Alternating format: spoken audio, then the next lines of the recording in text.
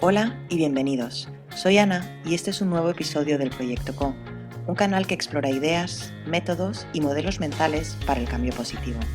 Conversamos con emprendedores sociales y especialistas de impacto para aprender, inspirarnos y co-construir una realidad más justa y sostenible. Soraya, es un placerazo darte la bienvenida en Proyecto Co. Hola, muchas gracias por invitarme, sobre todo. Tú tienes muchísimos gorros. Eres cofundadora de Languages of Energy, eres directora del IDG Hub Basque Country y co-chair de Catalyst 2030 del capítulo de España. Gestora cultural, investigadora, consultora y mentora en programas de innovación social para el cambio sistémico humano. También eres formadora y especializada en creatividad y experta en gastronomía. Y lo que más me gusta de ti es que eres un amante de la ciencia y la espiritualidad, que son dos cosas que muchas veces solemos disociar en esta sociedad, ¿no? Y además combinas estos dos amores para lograr tu propósito, que es apoyar a las personas a que simplemente sean. Sí, mira, es cierto que si soy sincera, he vivido durante muchos años como si viviera en vidas paralelas, como si tuviera que ser todas las partes de mí que era, pero de una manera diferencial, porque es cierto como si a nivel social e incluso desde mi propia visión durante mucho tiempo eh, no supiera cómo conectar todas las cosas que yo era y que yo estaba capacitada para desarrollar, sobre todo desde el concepto que tú has dicho que para mí es lo más importante y es cómo ayudar a otras personas a sentirse mejor, ¿no? Pero bueno, llegó un cracks muy fuerte y entendí que disociar era bastante tóxico, no solamente para mi propio propósito, porque era un gasto de energía multiplicado, ¿no? Pero es que para mi propia persona también. Había muchas personas que me conocían de una cosa y no de otra. Había personas que me conocían como gestora cultural y no tenían ni idea de que yo hacía nada con la alimentación, otras que no tenían ni idea de que me dedicaba a desarrollar proyectos, pero que me conocían por cantar, otras era bastante loco para mí. Es más, incluso tenía una técnica en la que me cambiaba de ropa y tenía ropa muy diferencial, como si tuviera uniformes, como si fuera bombera y fuera también, pues no sé, veterinaria y al mismo tiempo fontanera, ¿no? Tenía uniformes diferenciales para cuando tenía que ir a un sitio a otro. ¿Y por qué? Soy una persona que le gusta mucho conectar con todas sus partes. He vestido de mil formas y según cómo me haya sentido durante muchos años, sobre todo cuando celebraba muchos carnavales, me disfrazaba de cosas que yo sentía, pero que quizás no me permitía, porque me disfracé de Hare Krishna con 13 años, pues de Hare Krishna todos los días por la calle no puedes ir, ¿no? A no ser que seas Hare Krishna no es muy habitual, pero también me disfracé de Frankenstein, me disfracé de Drácula, me disfracé de enterrador del siglo XVII, de estos que iban con chistera. O sea, quiero decir, para mí los carnavales y Halloween eran unas fechas que me permitían ser todas esas cosas que yo era y mostrarlas en público sin que fuera demasiado cantoso, ¿no? Entonces, en este sentido, el cambiar de uniformes me ayudaba, pero también tienes que tener en cuenta que cuando yo iba a la cocina me ponía mi traje de cocina. Cuando yo estaba con temas de gestión cultural, yo siempre he sido muy de trajes, de blazers y en esta línea. Y cuando hacía todo lo que tenía que ver con música, pues normalmente estaba en trainings muy potentes que también trabajaban a nivel físico, entonces pues era ir con un chándal como muy tirada, ¿no? Claro, imagínate si alguien no conoce esas tres partes y las junta, era bastante curioso. Me está recordando muchísimo a uno de los ejercicios que plantea Julia Cameron en El camino del artista, este libro que el año pasado me puse a hacerlo y me pareció brutal, o sea, me ayudó muchísimo y varias de las técnicas las he incorporado y ahora todas las mañanas hago mis páginas matutinas, ¿no? Y me parece una meditación fantástica. Y uno de los ejercicios que planteaba era escribe 5 vidas ideales, ¿no? O sea, 5 vidas que te gustaría explorar, ¿no? Puede ser astronauta, podría ser la hippie que está, en una isla sin nada de conexión, ¿no? Podría ser cantante, podría ser escritora, entonces te invita luego a hacerlo, ¿no? Y me pareció uno de los ejercicios más ricos de todos, porque al final hay cada vida, pues sí, puede ser un todo, que es un poco lo que tú dices de este disfraz, ¿no? Pues este día me permito ser Frankenstein.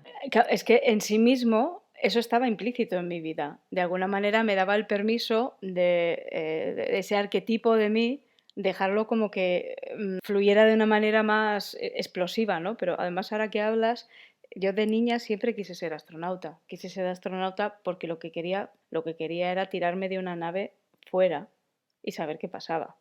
O sea, no era para ir y volver, no, era para ir allí y poder salir y tirarme.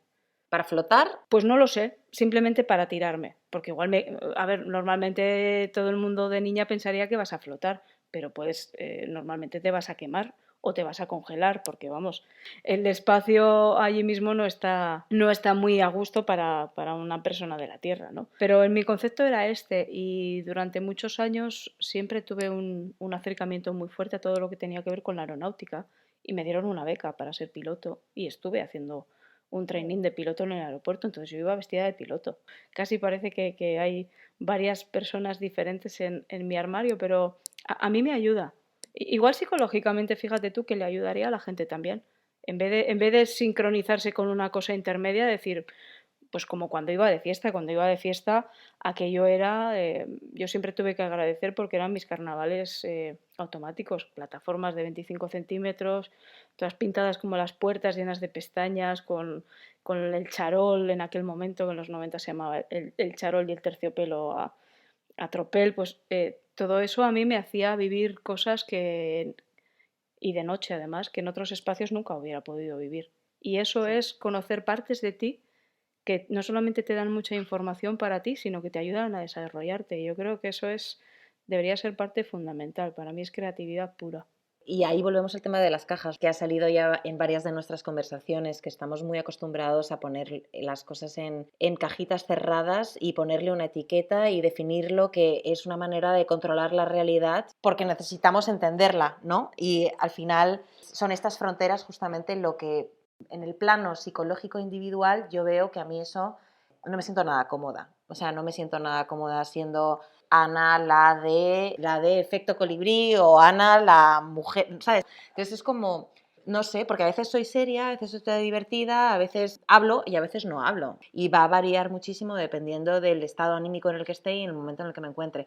Esto sí me permito ser, pero muchas veces no me permito ser porque me tengo que poner, yo misma me he creado este carácter y creo que muchos de nosotros lo hacemos de manera inconsciente para manejarnos o pilotar situaciones en la realidad, ¿no? Para manejar las expectativas que yo tengo conmigo misma, pero que también tiene la sociedad conmigo. ¿Me explico? Sí, sí, bueno, y luego aquí ya tenemos que meter la siguiente pantalla, o la siguiente pantalla desde mi punto de vista, y es las inseguridades que yo tengo a nivel humano, y entonces considero que tengo que poner diferentes trajes visibles o invisibles para que las personas piensen de mí algo concreto, ¿no? O para que no piensen algo que igual a mí me puede parecer X, ¿no? Para lo mismo que cuando te estás poniendo la camisa de una manera para que no se te vea la barriga después de comer o alguna cosa así, es como, no, voy aquí y entonces las personas no pueden pensar de mí no sé qué, entonces tengo que llevar esto, tengo que llevar lo otro, o tengo que estar de esta manera o de otra.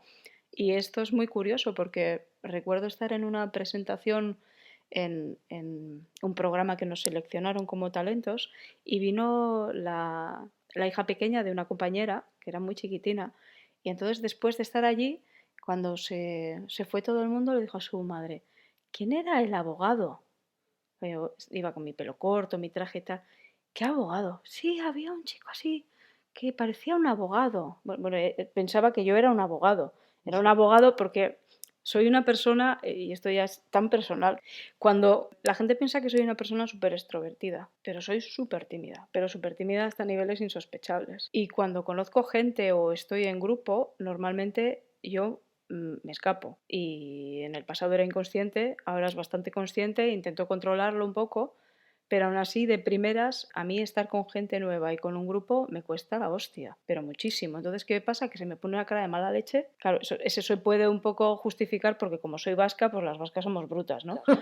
Pero se me pone cara de mala hostia. Entonces, ¿por qué se me pone cara de mala hostia? Este es mi proceso, ¿no? Porque tengo miedo de que la gente se me acerque.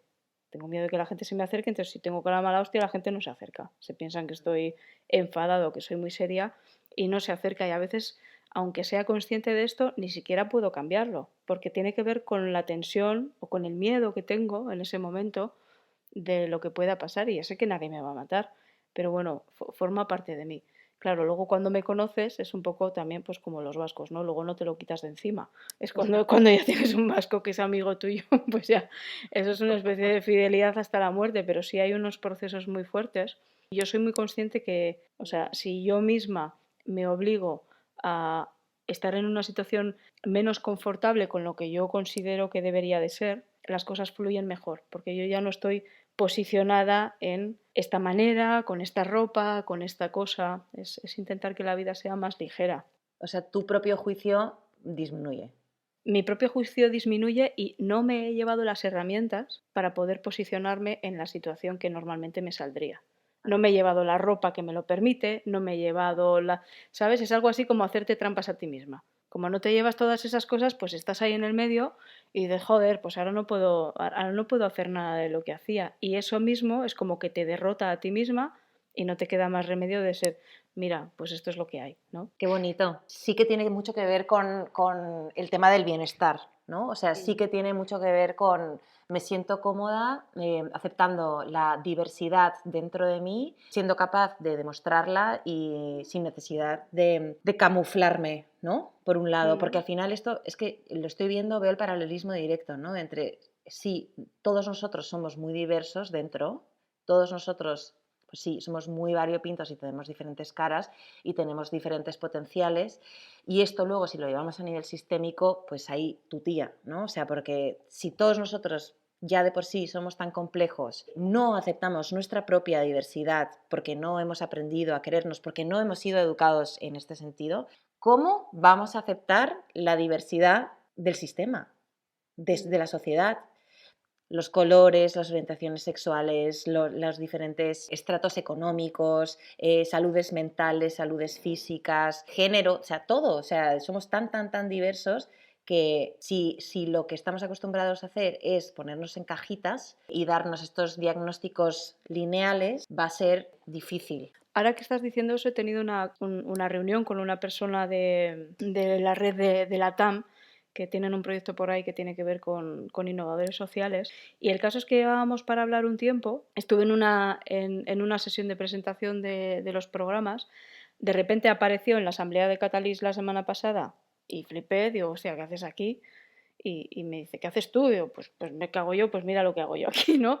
Hostia, pues tenemos que hablar. Y el caso es que me cambió la reunión 4 veces y estaba avergonzadísima. Digo, ¿pero qué me estás contando? Dice, no, es que además es que estoy posparto y tal. Digo, mira, lo que yo hay cosas que no puedo entender es, somos como mínimo una masa, bueno, sugerente de personas que se supone que estamos trabajando o hablando de el cambio social, la necesidad de ser más humanos, de trabajar de otra manera y tenemos que seguir disculpándonos porque suceden este tipo de cosas. O sea, si estamos en entornos diferentes haciendo las cosas diferentes y se supone que lo que queremos ganar es humanidad y ganar de alguna manera el que esté implícito el ser humano en sí y no la persona que se supone que está haciendo la acción o la labor, es que no es que hay que disculparse, es que para mí hay que dar un olé.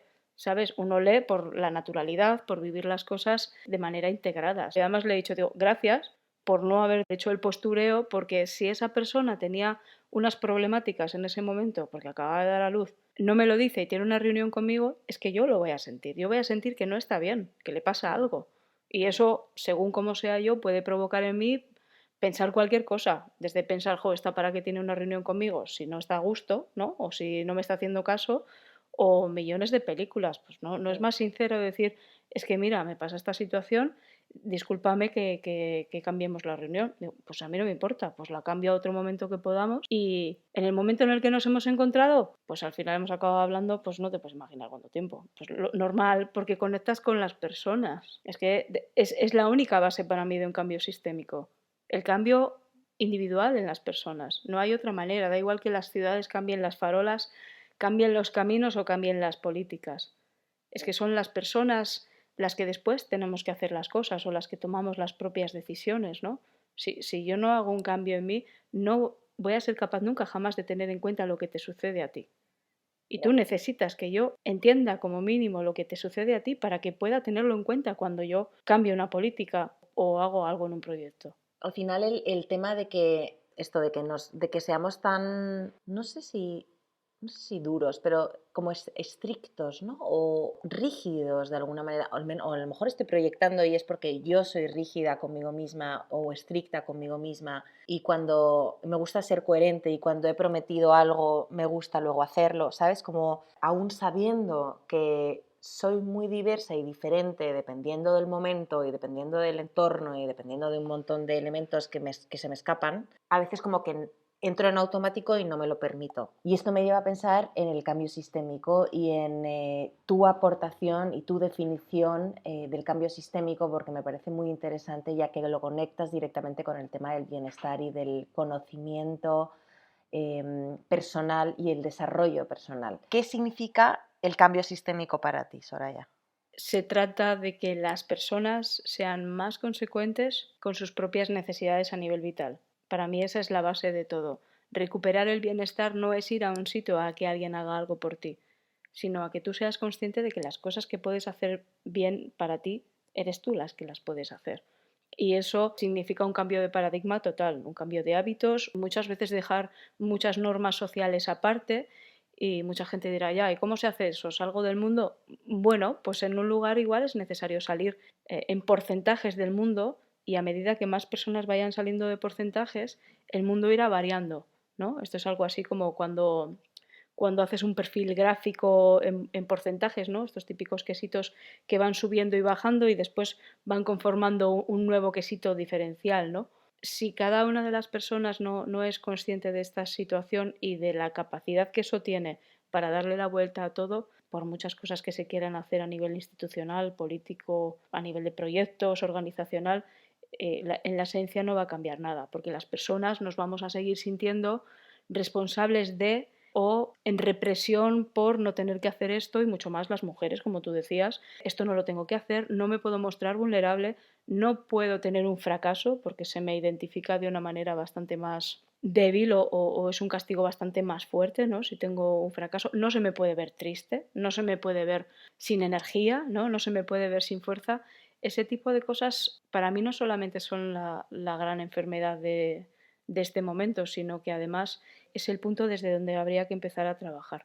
Esto me recuerda mucho al tema de las heridas de la infancia, que al final todas las personas tenemos heridas que vienen de una época muy temprana y a veces no sabemos dónde se originan, ¿no? Pero es en el momento en el que paras, te atreves a mirar esa herida y la aceptas, ¿no? Te atreves a mirarla como por un tema de sanar, ¿no? Y de quererte, de tomarte el tiempo de quererte. Y aunque sea doloroso, es justamente donde hay que poner el foco para poder transformar y liberarse de estas cosas y patrones de comportamiento y de pensamiento que te están haciendo mal, ¿no? Y siempre me ha llamado mucho la atención que desde The Languages of Energy, los lenguajes de la energía, eh, tenéis este abordaje, ¿no? O sea, justo ponéis estos temas en el centro de la ecuación para generar cambios sistémicos. Nosotros tenemos un concepto de trabajo de cambio sistémico en alineación con el florecimiento humano.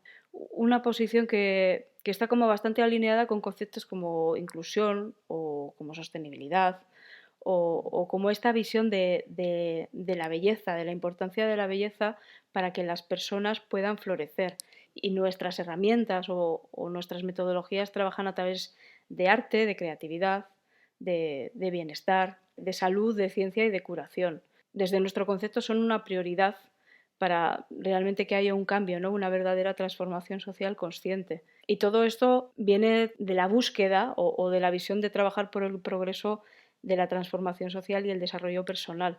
En realidad todo se trata un poco de lo mismo, ¿no? Generar espacios de experimentación, espacios de encuentro, espacios de conexión individual, pero que sean en grupo, donde las personas tengan la oportunidad de volver a reconectar consigo mismas y ofrecer la oportunidad de simplemente ser. Y en el momento en el que tú generas esa confianza contigo misma y contigo mismo, es cuando después puedes abrir las compuertas, dijéramos, a compartir eso con otras personas, ¿no? Y a generar que eso, de alguna manera, en un acto exponencial, se abra a la comunidad o se abra a otros lugares que no sean simplemente tu propia intimidad.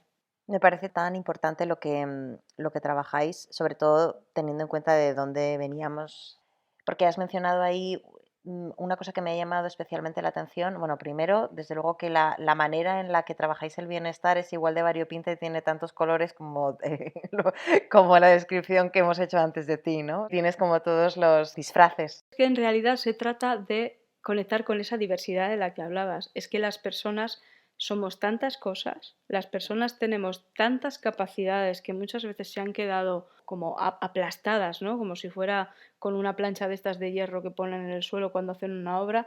A medida que vas creciendo es como que se van aplastando capacidades de ti misma que no sabes muy bien por qué, pero que sientes que se tienen que quedar guardadas porque otras tienen que destacar. Y quizás simplemente lo que tiene que destacar es tu capacidad de ser y de permitir que las cosas vayan fluyendo en el propio momento, ¿no? Creo que además esto tiene mucho que ver con el ego. En el momento en el que yo aplasto capacidades de mí, considero que tengo que ponerme en una situación de importancia a nivel personal, cuando en realidad lo que tengo que poner en importancia es lo que soy y lo que puedo expresar o lo que puedo, en mi visión además, en mi caso concreto, lo que yo tengo capacidad de dar a otras personas para que su vida sea mejor, ¿no? Y en este sentido, además, sí me gustaría compartir algo muy curioso, que es que hace unas semanas me han pedido que me invente, que idee una definición sobre el liderazgo o sobre lo que yo considero que es el liderazgo.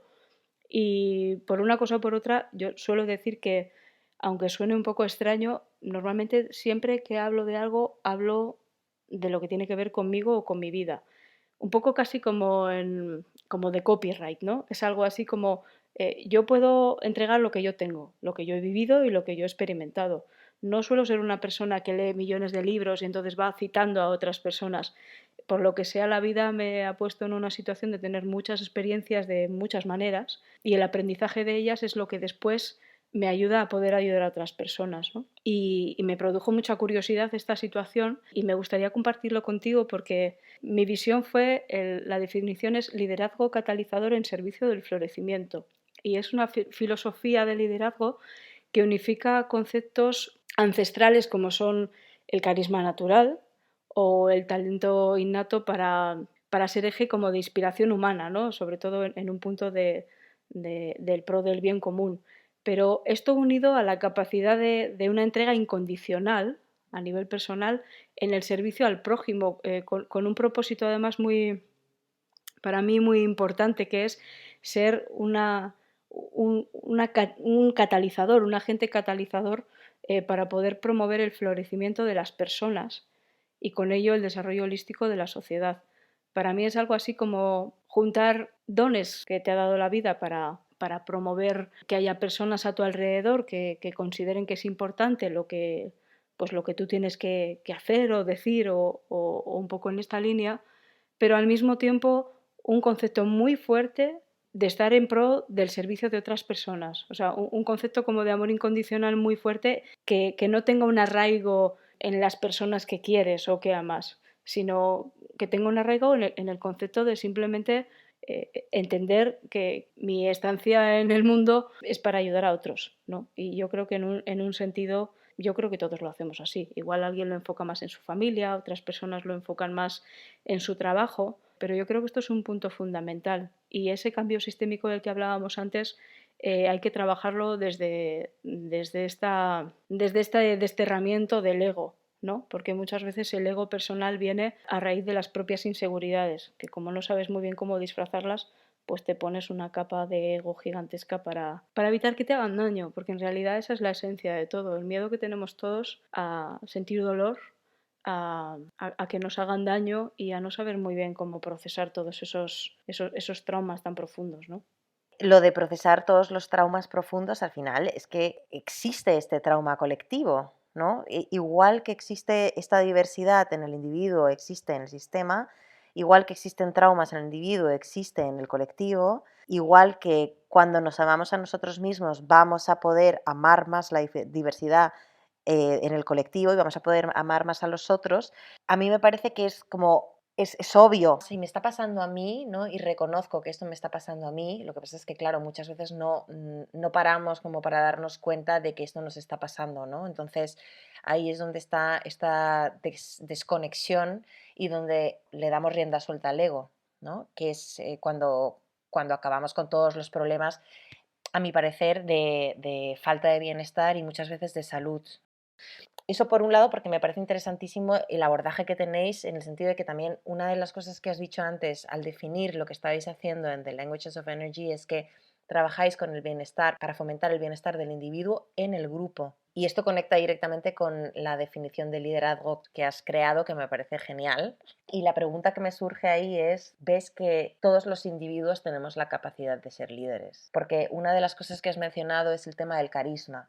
Y veo que muchas veces hay gente que tiene carisma natural, pero también hay muchos líderes que son líderes, pero es un carisma aprendido, ¿no? O no sé si el carisma se puede aprender, pero veo que mucha gente se ha estudiado y se ha practicado el discurso, ¿no? Y la careta, que es de lo que estábamos charlando antes, pero no sé si eso sigue siendo natural o si eso ya se vuelve fake. Yo no soy nadie para decir nada, ¿no? Yo simplemente puedo decir lo que yo creo, lo que yo siento, y habrá mil visiones. Yo considero que a nivel humano, o sea, orgánico, a nivel biológico, a nivel ecológico incluso si quieres, el hecho de que cada persona sea lo más ella misma que pueda es lo que engrandece todo. Engrandece al ser humano, engrandece a las personas, engrandece a las comunidades y engrandece la propia naturaleza, ¿no? Es algo así como el olor riquísimo que sale de las magnolias que están ahora mismo abriéndose, engrandece no solamente mi paseo, sino que es que vas caminando con un espíritu como de gratitud, de decir, Dios mío, pero qué lujo es esto, ¿no? Qué lujo es este magnolio precioso que está aquí y está con sus flores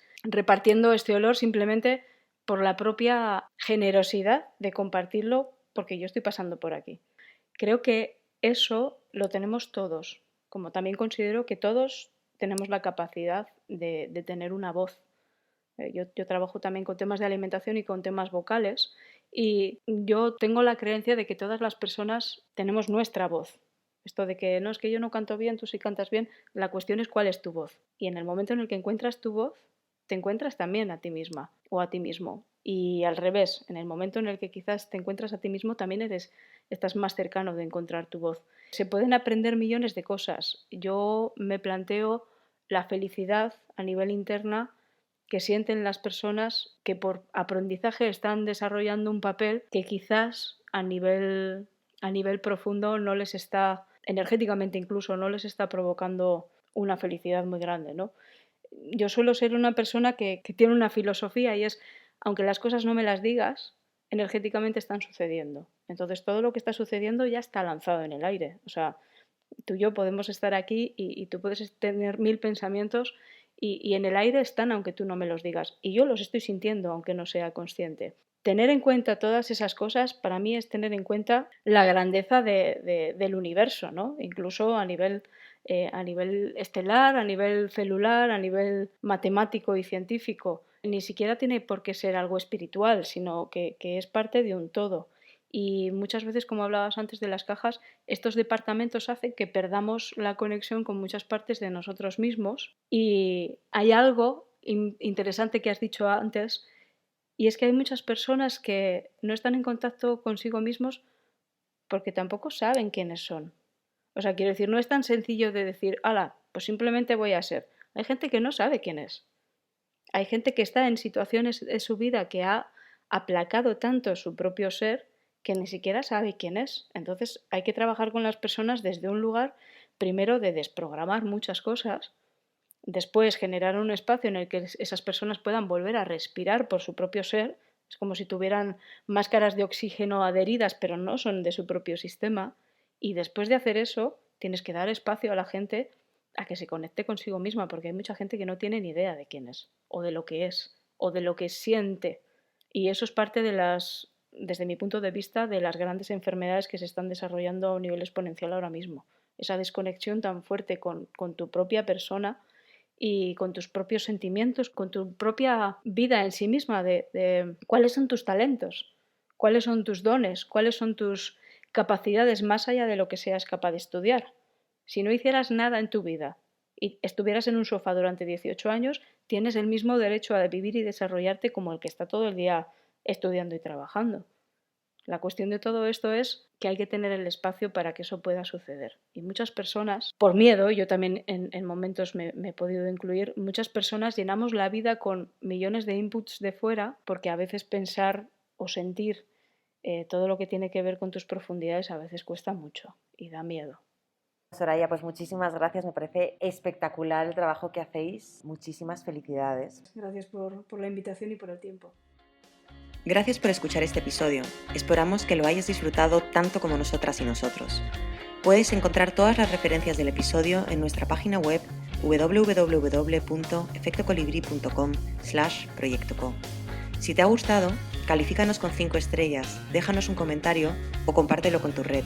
Esto nos ayudará a llegar a más personas y hacer que la innovación social sea la norma. Así que de antemano, gracias. Si tienes preguntas, feedback o nos quieres presentar a una invitada o un invitado para el podcast, nos puedes escribir directamente a ana@efectocolibri.com. ¡Hasta la próxima!